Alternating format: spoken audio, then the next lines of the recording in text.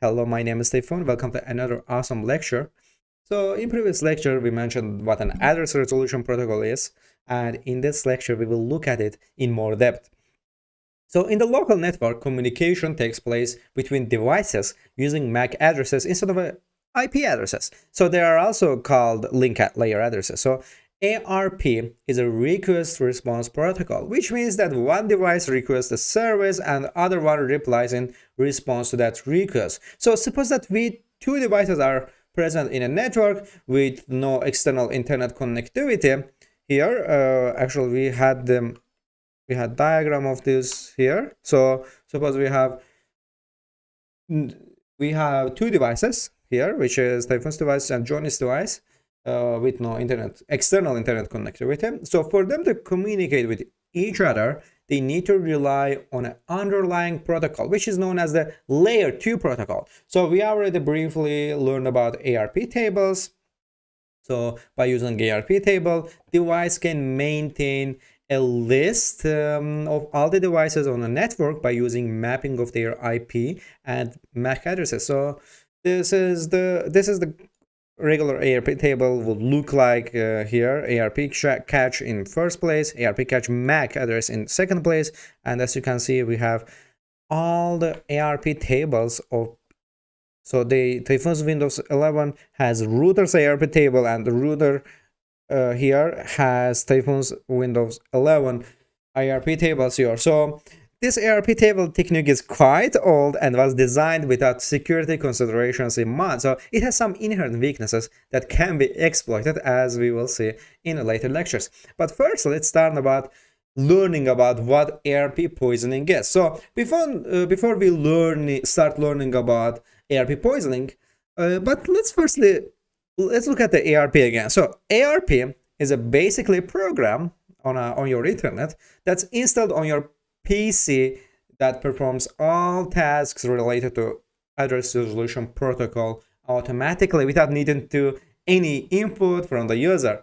So to get an address from a machine, it puts FFFF, like lots of F, 6 times 2 F's here, I think here. So it puts this amount of F's, which in IRP here, it means broadcast here. So I want to show you something that we learned in previous lecture. Let me actually open my Kali. And yes, perfect. So you remember this example that we did in previous lecture here? Oops, here. So as you can see here, we have lots of S. So these F's mean broadcast in ARP address resolution protocol. So this A's means broadcast. So let's go to our diagram again. So we use that F's, remember? So here, this F's as a broadcast address. So we are sending this F's to everywhere. And it does this to send to requests to all the active devices in the network while asking the relevant question. So subsequently, the intended device replies with an appropriate answer. So let's look at this diagram here. So now here let's go to previous diagram that we drew in previous lectures. And here, can you see it? Yeah, perfect. So our Typhoon's device sends request, and Johnny's device replies with an answer along with a MAC address. So looks pretty straightforward, right? So actually, there's a design flaw in this protocol. So when a Johnny's device receives a request, so if Johnny's device receives a request, it has no way of knowing whether the information being provided by the requesting device is correct or not. So in this way, you can easily spoof the packets. And now let's go to this example here and see what's changing here, right? So here, actually, let me make it a bit down here so we can see in a zoomed mode. Can you see it clearly? Yes, perfect. And now let's consider a scenario here. So let's say our Typhoon's device wants to communicate with an internet-based device. As we already know, it can't directly connect to internet by itself, right? It can't connect to internet by itself. So it must go through the gateway first, the router, and then router connects to this, right? So the corresponding IP and MAC addresses of the device are shown is here. So the Typhoon's Windows 11 and the gateway maintain their own ARP tables. So for Typhoon's Windows 11 to send a request to the external server, it will look inside its own ARP table, which is here. This is the Typhoon's 11 ARP table, to find the MAC address of the gateway device, and this is the ARP table of this gateway device, right? So once it successfully finds the device's MAC address, and as you can see, it found it from here. This is the MAC address of our gateway device. This is information about our router. This is information about our computer, and this is the ARP table as written here: ARP cache IP, ARP cache MAC, ARP cache IP, and ARP cache MAC. So this here represents the step 1 in this diagram, as we explained here. So if there's only one device on the local network, the ARP table in the Typhoon's Windows 11 will look something like that, right? So the ARP table in device of Typhoon's Windows 11 will look something like that. So now, since the gateway is a bridge between a local network and the internet, I will figure out the external IP address for the packet. So then, using its own external or public IP address here, as you can see, we have public IP and private LAN IP here. So, but in Typhoon's Windows 11, it actually doesn't have a public IP, since it has the same router 1 IP as the router one, right? So they are sharing the same public IP here. So using its own external or public IP address, it will forward the request to the server located at 89.201.20.19, and this is the step 2. And the server here will process, actually, since we are completing this here, we're gonna make this red, and this means that we completed the steps here. So here, the step 2, actually, instead of making red, it will be much explanatory if we make it yellow. And here, so this is the step 2, right? So the server will process the request and reply to the router. So the server will process the request and reply to the router, and this is the step 3 here. And the router will receive this reply and figure out where the external packet should go to. And how does it figure out where the packet should go? As you may have guessed, it will look at the destination address and destination port. Using its own ARP table, it will see where the respective device is located. And the ARP table in the router will look like this here. It knows our Typhoon's Windows 11 IP address and MAC address. So, and in the step 4, the router will simply forward the reply to the intended recipients. So that's it. This is how our diagram works. So far we have learned how a normal request or response works. And now here we will add an additional player called hacker or pentester. So we learned about how ARP works in this following way.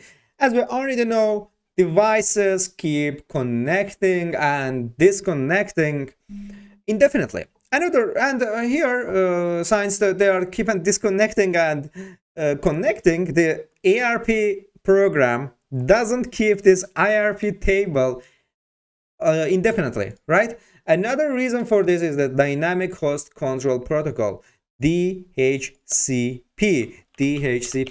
I think you have heard about this, right? So DHCP. So another reason for this is that the Dynamic Host Control Protocol, this server, DHCP server, automatically assigns IP addresses to devices in a network. So when a device goes offline, the IP address becomes available again so that it can be assigned to a new connected device. So if our Typhoon's Windows 11 goes offline, and this is the IP address of Typhoon's Windows 11, it could be given to like for example, Jonathan's Kali Linux or Jonathan's Ubuntu here, and they could instead of using in the IP address of Windows 11, this 192.168.1.102 could be given to like Ubuntu system, the Jonathan's Ubuntu system, and whatsoever. So, and as I said, for this reason, devices in a network periodically send ARP responses to other devices in a network to let them know of their current IP and MAC addresses here. So this ensures that all the devices have an updated record of the IP and MAC addresses, and this is how it's done to make the less complications and less like errors in the network here. So now, when a device receives an ARP response, it just updates its ARP table without any authentication or validation. So you can see the problem here, right? So if a device creates an ARP response with a fake information and sends it over to a victim or target machine, the receiving device will update its ARP table with fake information without validating the correctness of the data. So another weakness in the ARP protocol is that it allows us to accept responses, even if it didn't send a request, right? So now, let's look at another diagram here where I drew how attackers work, and now I will explain all of this here right in this lecture. So I hope you're seeing more here. So now, here we have attackers Kali Linux and Typhoon's Windows 11, right? So here, attackers Kali Linux, which belongs to the hacker, will generate two fake ARP address resolution protocol responses. One for the victim and one for the gateway router. So it will send an ARP reply to the device of this Typhoon's Windows 11, right? And pretend to be a router. So similarly, it will send a reply to the router and pretend to be a device. So now, it will simply, as I said, it will go to Typhoon's Windows 11 and say, bro, I am a router, and it will go to router, bro, trust me, I'm a Typhoon's Windows 11, right? This is how it works. Pretty liar, right? So here, now both device, Typhoon's Windows 11 and the router will update their ARP table with this new fake information. So now, if Typhoon's device makes the if the Typhoon's device, right, will makes the same request as it did in the previous case to the external server, instead of requesting going to the router, the request will go to the attacker. So the attacker can then choose to forward the request to the router, and at this point, the router will think the request is coming from from device A, and in reality, the request is coming from our attacker's Kali Linux device, right? So attacker's Kali Linux device, in fact, intercepting all the network between the router and device.